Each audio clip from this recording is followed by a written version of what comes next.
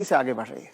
जब हम आजाद हुए थे तो 30-32 साल के आसपास की एवरेज एज मानी जाती थी। औसत एज आम भारतीय की उस वक्त सिर्फ 32 थी जी, बहुत कम थी। छोटी मोटी संख्या में कुछ लोग लंबा जी जाते थे, लेकिन आज 75-80 साल तक जीना बड़ी कॉमन सी बात है।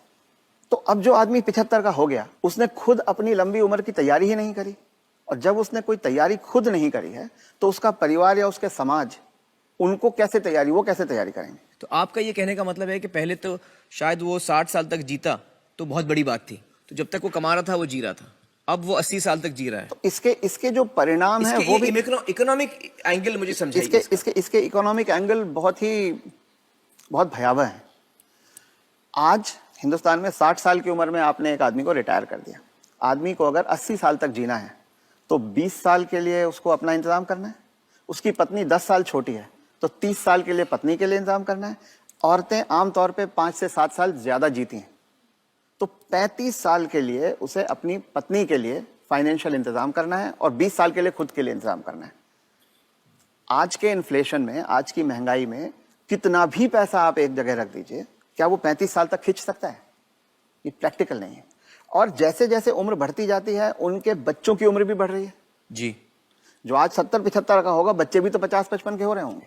वो अपना बुढ़ापा देखेंगे, वो अपनी लड़की की शादी देखेंगे, वो अपने मकान की किस्त चुकाएंगे। तो जो पीढ़ियों के बीच की जो दूरियां हैं वो बढ़ती जाती हैं। ये इकोनॉमिक वजह से बढ़ रही है। इकोनॉमिक वजह से बढ़ रही हैं। तो अब वो जो कॉन्सेप्ट है कि 60 साल की उम्र में हम रिटायर हो जाएं, उससे बाहर निकलना होगा।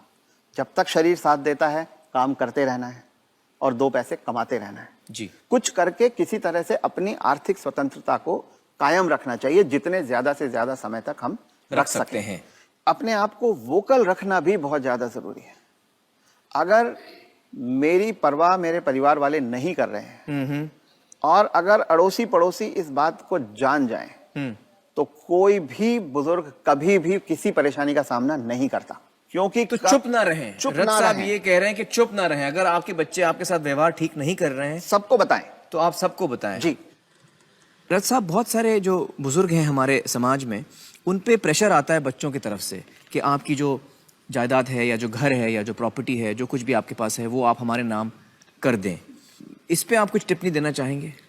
पहला ये कि किसी भी हालत में आपके पास जो भी धन संपदा है, जो भी आपके पास आर्थिक साधन है, वो जब तक आप और आपकी पत्नी जीवित हैं किसी और के हाथ नहीं जाना चाहिए। कितना भी प्यार करते किसी के नाम पे नहीं जाना चाहिए, किसी बच्चे, किसी बहू, किसी पोते, किसी के नाम पे ना जाए, कितना भी आप प्यार करते हो। क्योंकि जब तक अगली पीढ़ी को पिछली पीढ़ी का सामान कुछ मिलता नहीं है, तब तक वो उनकी इज्जत करते रहते हैं। वो हाथ पांव भी दबाएंगे, वो अस्पताल भी ले जाएंगे, वो दवा दारू भी करेंगे। और वो ही माँ बाप सबसे ज्यादा सफर करते हैं जो अपने प्यार के कारण उमड़ते चले जाते हैं।